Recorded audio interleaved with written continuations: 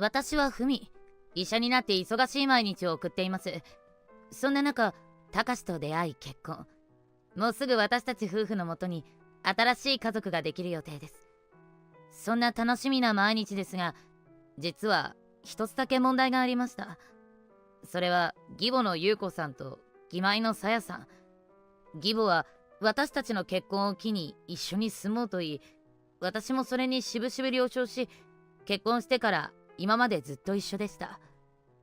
ずっと一緒だったと言っても、義母との交流は仕事の関係であまりなく、そこまで問題なくやっていたのですが、産休に入って休んでいる私に何かと文句を言ってきたのです。そして一緒になって文句を言う義妹。正直お腹が大きな私にはきつい文句ばかり。しかしうまくやっていくためにも、私はその文句に従順に従っていました。そうこうして私は無事出産。可愛い女の子と対面することができ、孫もできたのだから、少しは義母も義妹もおとなしくなるだろうと思っていたのですが、それは甘かったようです。ふみさん、ここ汚れてるわよ。産後5日で帰宅した私に、義母は構わず掃除をするように命じてきました。お姉さん、これ捨ててきて。義妹も一緒。私は初産ということもあり、体調は万全ではありませんでした。こき使う義母と義妹に殺意すら生まれます。しかしこれもうまくやっていくため、私は無言で言われた通りにこなしていきました。それが気に入らないのか、ふみさん、ご飯おいしくないわ。もっと上手に作りなさいよ。私の時はもっと義母について回って家事のいろはを教わったものだわ。と鼻で笑って作ったばかりのおかずをゴミ箱に入れる始末。義妹も一緒になって、うわ、なにこれまずっ。お姉さん、料理本当に下手。ごちそうさま。と何も口にせずにゴミ箱へ。さすがの私も落ち込み、部屋で一人泣いていました。唯一ご飯を食べてくれた義父は特に何も言わず、私をかばうこともありません。たかしは私と同じ医者をしているため、夜にいないことも多く、義実家で私は孤立しているように感じました。そこに合わさって泣きじゃくる娘。精神が崩壊しそうというのはこういうことかと、私は毎日のように泣いていました。このままでは娘にも私自身にも良くないと思い、義実家を出る決心をしました。幸い2人とも医者ということや、私もたかしもある程度の貯金はあったので、マンションなどを購入してもいいかなと一人考えてはワクワクしていました。たかしが休みの日にこのことを話してみて、賛成してくれれば家族3人で新しいスタートを始めることができるかもしれないと思い、それを心になんとか数日義母と義妹から受ける攻撃に耐え続けます。数日後、たかしが休みを取れたので、私はたかしと娘と一緒に遊びに行こうと話し、たかしを連れ出しました。娘も気づけば4ヶ月。私はそろそろ復帰も考えていたので、それもたかしに相談することに。たかし、私そろそろ復帰しようかと思う。そう話し始めると、たかしは少し考えてからうなずきます。いいんじゃないかな。ただ最初はゆっくりね。まなみはどうするの？まなみは院内の託児所にお願いしようかと思う。この前確認したら大丈夫って言ってくれたから。私が勤める病院は大きい病院なので、託児所や保育園、学童なども揃っています。医療現場で働く強い味方という感じで、私もそれに救われました。そうか、うちには保育園もあるし、何かと設備は整ってるから安心だね。たかしも嬉しそうに私の意見に賛同してくれました。今日は機嫌も良さそうだし、マンションの話もしてみよう。あのさ、相談があるんだけど。ベビーカーの中で眠る娘を眺めているたかしに、私は恐る恐る話を始めました。どうしたの？たかしが良ければマンション買わない？正直私の頭の中はいろんな言葉で溢れています。断られたらどうしよう。もしこのままあそこに住むことを言われたら、マンションを買う理由を聞かれたら、義実家で受けていることを言うべき？たかしから目を離せず、私の手は汗でにじみベタベタになることを感じました。うん、いいと思うよ。だったら病院から近いところにしよ思ったよりもあっさりたかしは受け入れてくれました。いいの？私が思っていたこととは違う返答につい聞き返してしまいます。う。もちろん。それから話は早いもので、たかしの休みになれば娘を連れていろいろな不動産に走り、勤務先に近いマンションの数々を見て回りました。しかしなかなか理想のマンションに出会うことはなく、さらに1ヶ月の月日が過ぎようとしていました。ふみ、今日先輩からいいマンションの話を聞いたよ。帰宅して部屋でヘトヘトの私にたかしがマンションのパンフレットを見せます。パンフレットを見ると、どうも最近建てられた新しいマンションのようで、公園も近く勤務先にも近い、とても立地のいい場所でした。マンションの中にはジムやプールも完備され、運動好きの私とたかしにも最高の条件です。しかしそれだけいいマンションなので売れ行きも良かったらしく、空いているのは最上階の部屋のみ。しかも 5LDK と予定していた部屋数よりも多く、明らかに富豪が住むような雰囲気です。高いんじゃない？そうだね。確か3億円だったかな。3億円？ 3 億円は予想以上。ローンを組んでも払えるか不安に感じました。今度休みにローンを含めて内見とか行こう。3億円のローンとなると気が遠くなりそうな感じもしましたが、これ以上理想的な部屋を見つける機会は来ないかもしれない。私はそう思い、たかしの意見に賛同しました。それから数日後、たかしの休みも取れたので、私たちは内見へ行く準備をしていました。あら、お出かけ？玄関から外へ出ようとした時、なぜか義母と義妹の姿が、私はとても嫌な予感がしたものの、素直に答えることに。はい、ちょっと出かけてきます。じゃあ私たちも一緒に行くわ。やはりたかしを見ると特に困った表情は見せず、何も言いません。行く。義妹も義母と一緒になってなんだか嬉しそうです。どうしたものか考えていると、仕方ない、一緒に連れて行こうとたかしが言いました。せっかく内密にしていたのに、ここまで来ると全てが水の泡です。しかしここで断ると面倒なことは間違いない。私はたかしの言う通り、義母と義妹も連れて行くことにしました。数十分車を走らせ、内見を予約していたマンションの前まで来ました。そこにはすでに担当者らしき若いお兄さんが立って待っていてくれています。私とたかしは車を降り、おそらく担当者らしきお兄さんのところへ近づきます。あ、井上様ですか？お兄さんも私たちに気づき、軽く会釈しながら近づいてきました。はい。そちらはご家族様ですか？後ろをついてくる義母と義妹に気づいたお兄さんは、返事をしたたかしに確認をしてきました。どうも、息子夫婦がお世話になります。私たちも一緒に行っても大丈夫ですか？義母はいつもよりワンオクターブほど高い声のトーンを上げてお兄さんに近づきます。お兄さんは特に何も気にしている様子はなく、すんなりと受け入れました。私は心の中で断ってくれと思っていましたが、さすがにそううまくはいかない様子でした。お兄さんに案内されるまま、私たちはマンションのさまざまな整備の話を聞き、エレベーターに乗って最上階フロアへ到着しました。玄関を開けると、見たことがない景色が視界いっぱいに広がります。すごーい。義妹は興奮してスマホのカメラを使い、写真を何枚も撮ったり動画も撮っている様子。広いわね。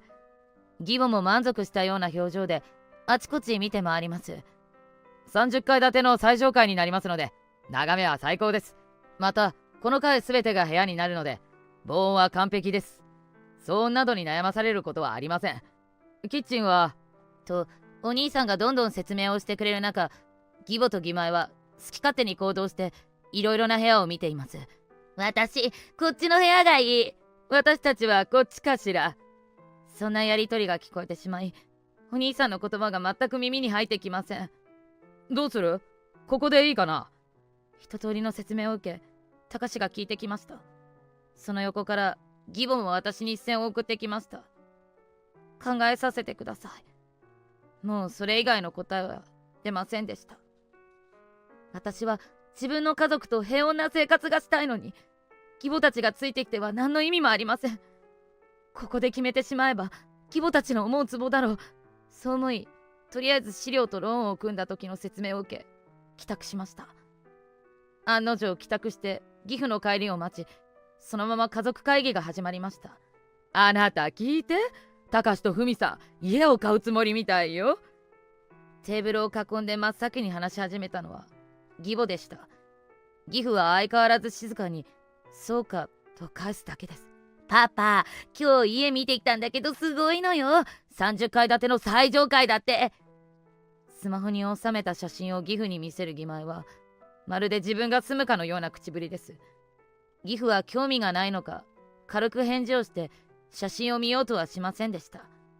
私たちのためにここまでしてくれるなんて、たかしも親孝行者よね。義母は見たことがないほどの上機嫌ぶりで嬉しそうに義妹と写真を見ています。もちろんこれは私たちの財産にもなるわよね。え？私は唖然としました。何？私たちの財産って、と軽く怒りさえ感じます。私たちも名義人になってあげるわ。あなたたちはローンを支払ってちょうだい。本当に何を言っているのだろうか。私はここまで言ってくる義母に驚きが隠せません。ああ、もちろんだよ。ありがとう。私が目を丸くしていた時、何か言葉を発するより前にたかしが笑顔で返していました。その言葉にさらに私は言葉を詰まらせます。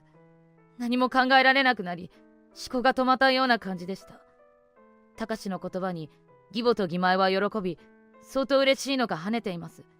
私は今にもこぼれそうな涙を唇を噛みこぼすものかと意地でこらえました。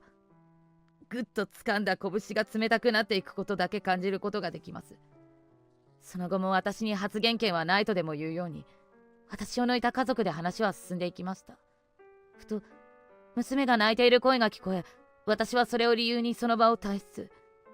娘に母乳を与えながら涙がこぼれ、悔しさでいっぱいになりました。しばらくするとたかしが私たちのいる部屋に戻り、私の背中をさすってきました。たかしは私を助けようとしてくれていたと思った。私の気持ちを返して。そう強い気持ちになり、たかしの手を跳ねのけます。なんでいいよなんて言うのよ。もう無理よ。私には耐えられない。私の精神が限界に来ていたということを初めて自分で気づきました。ボロボロ流れ落ちる涙を自分の意志で止めることはできず、たかしにぶつけることしかできません。ふみ、大丈夫だから。うまくいくよ。任せてほしい。ギャンギャン泣き叫ぶ私の手を握り、たかしはそう言います。何がうまくいくのか。また義母と義妹にいびられるだけ。もういっそ離婚してもいいとさえ思いました。このまま離婚しても私一人の収入で生活はできます。もう無理なの。限界よ。離婚してください。待ってくれ。もう少し待って。離婚を切り出して私にたかしも慌てて止めてきました。何を待てっていうの。わかった。じゃあ引っ越すまでの間アパートを借りよう。母さんたちには俺から言うから。そう言うとたかしはこうなることが分かっていたのか、何枚かアパートの間取りや金額が書いてある紙を私に出してきました。私はたかしがそう言うならと、そこまで広くはない 3DK なアパートを借りることに。義母のたかしがうまいこと言ってくれたのか、それともタワーマンションに住むことに有頂天になっているのか分かりませんが、すんなりと出ていくことに了承してくれました。少ない荷物を持ち、私たちは 3DK に一旦引っ越し、その間は自分だけということもあり、落ち着いた生活を送ることができました。その間もタワーマンションの契約をしにたかしが全て動き、私はタワーマンションの契約が終了するまで義母たちに会いに行くことはありませんでした。そしてしばらくして義母から電話がかかってきました。ふみさん、明日から私たちはタワーマンションの方へ引っ越すけど、あなたはいつ来るのかしら。あなたにはやってほしいことがたくさんあるんだから、いつまでもそんなとこにいないで。私が話す余地もなく、義母はいろんなことを電話越しで話してきます。いつ行くかなんてわからないし、なんならこのままでもいい気がする。そう思っていました。ローンだって払うから自分たちはこの空間にいたい。そう思っていると、義母との電話を終えた頃にたかしからメッセージが来ました。内容はまだしばらくはアパートにいるということ、義母からの電話は一切取るなということでした。私はどういうことか分かりませんでしたが、今たかしに電話をしても診療中ということもあり、出ないことは分かっていたので、後日話を聞くことにしました。しかしそれから数週間経っても、たかしは特に細かく私に話すことはなく、ただ着実と日は過ぎていくだけ。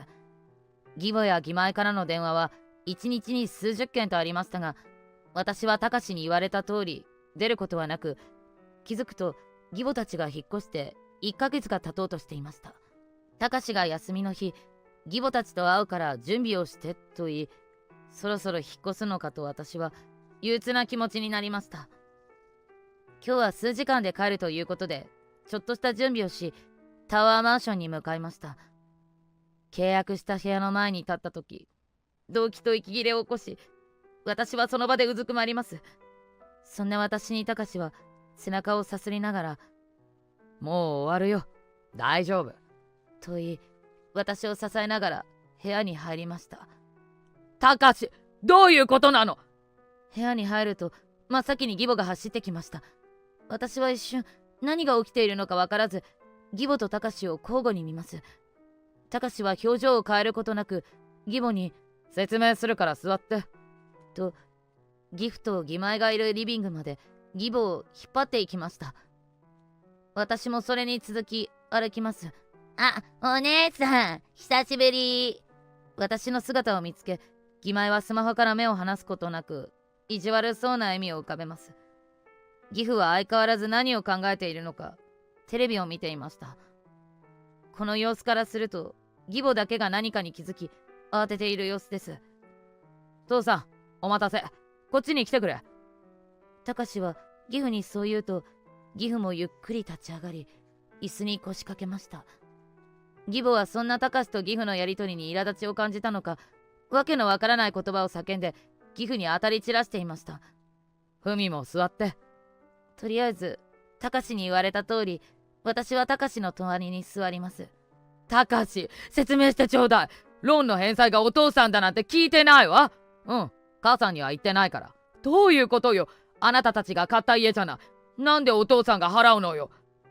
どういうことだろうと、私の頭の中は混乱します。さてはふみさんの仕業ね。あなたがたかしに吹き込んだんでしょ。私は何も。嘘よ。仕返しのつもりかもしれないけど、何も意味はないわよ。今すぐ支払いはあなたがしてちょうだい。義母は一人興奮し、私に唾を飛ばしてきましたが、私は本当に身に覚えがありません。困惑し、たかしを見ると、たかしは私に笑いかけます。母さん、これは俺と父さんが決めたんだ。海は何も知らないよ。どういうこと？義母も困惑し、義父とたかしを交互に見ます。義父は義母の視線を感じ、こほんと咳払いをしました。俺はずっと考えていた。お前のふみさんに対する態度やさやへの甘さ。最初に俺は言っただろ。嫁さんは大事にしろと。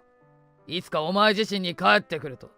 めったに喋らない義父がこんなに話しているところを見たのは初めてでした。なのにお前は俺の助言も聞き入れず、さやと一緒になってふみさんをいびっていたじゃないか。そんなことないというのか。もう弟は切れたよ。お前の性格の悪さには。だからたかしと手を組んだ。どういうこと？ここに住んでちょっと夢を見れたからいいだろう。ここに住みたいならお前がローンを払え。義父は困惑する義母に話し続けます。そんなの無理よ。なんで私が払うの？払えるわけないわ。そうだろう。お前は甘いんだよ。金を払わずふみさんに優しくできないお前はここにいる資格はないんだ。義父に責められる義母の姿は正直滑稽でした。じゃあどこに行けっていうの？家も売っちゃったじゃない。そんなこと俺はもう知らない。お前とさやの好きなようにしなさい。そう言うと義父は立ち上がり、何かを取りに行くと、義母の前に紙を1枚出しました。それを見てぎょっとする義母。何事かと義妹も義母のそばに来て覗き込みました。離婚届？そう叫んだのは義妹です。俺のサインはしてある。あとはお前のサインだけだ。お前とさやのわがままにはもううんざりだ。俺はもうお前たちと一緒にいたくはない。義父はため息をつき、再度椅子に腰掛けました。私もまさかこんな展開になるとは予想しておらず、義父が出した離婚届から目を離せません。そんな、たかし、助けてちょうだい。お父さんがいないなんて、私生きていけないわ。義母は弱々しい声でたかしに手を伸ばします。しかし、たかしはそれを振り払いました。俺も母さんとさやには呆れたよ。俺の大切な人を大切にしてくれない家族なんて必要ない。俺たちは俺たちで生きていく。そうきっぱり私の手をギュッと握ってくれました。それに涙がこぼれそうになりましたが、なんとかこらえます。そんな、ふみさん、謝るわ。もうしないから、助けて。義母のこんな姿を見るのは初めてですが、私は何もしてあげられません。してあげたいとさえ思えませんでした。ごめんなさい。私には何もできません。そう言うと、義母の顔は真っ赤になり、テーブルの上に体を乗り上げ、私の服を引っ張ろうと手を伸ばしてきたことが分かり、慌てて私も後ろに避けました。母さん、今すぐ離婚に同意して、俺たちとも関わらないと言うなら、俺たちが今住んでいる部屋を貸してやる。そこにさやと引っ越せ。そんな、なんでそんなところに行かなきゃいけないのよ。義母が何も言わずうつむいていると、次は義前が叫びました。お前の日頃の行いが招いた結果だ。受け入れなさい。叫ぶさやに、義父が静かに言います。なんで、私はお母さんに言われた通り、お姉さんに冷たくしただけなのに、私は悪くない。さや、お前は善悪の判別ができない年齢じゃないだろ。泣き叫ぶ義前に、再度強い口調で義父が一喝しました。それにビクッと肩を震わせ、義前もおとなしくなりました。その後、義父と義前は正式に離婚。まだ未成年の義前は義母が引き取り、義父は成人するまで養育費は払うけど、今後一切関与はしないと言いました。隆と義前も絶縁を条件に私たちがいたアパートを貸すことと、働き先を見つける猶予として1年間の最低限の生活費を一括で渡し、話は終わりました。その後契約を再度し直し、名義は私と隆に変更。もちろん支払いも義父から隆へ変更しました。義父は私に助けることができなくてすまなかったと何度も謝ってきましたが、私は特に義父から何もされていなかったこともあり、素直にその一度の謝罪で十分だと伝えました。その後一緒に住むことを提案したのですが、それはできないと義父は出て行きました。数ヶ月後、私は無事病院への復帰を果たし、娘も託児所で楽しそうに過ごしています。噂では義母はスーパーでパートとして働いているようですが、収入はたかが知れる程度で、いくつか掛け持ちをしているとか。義前はもうすぐ卒業ですが、生活費のためにバイトをしていることもあり、卒業もできそうにないとか。今回のことを通して、改めて日々の行いというのは大切だと感じました。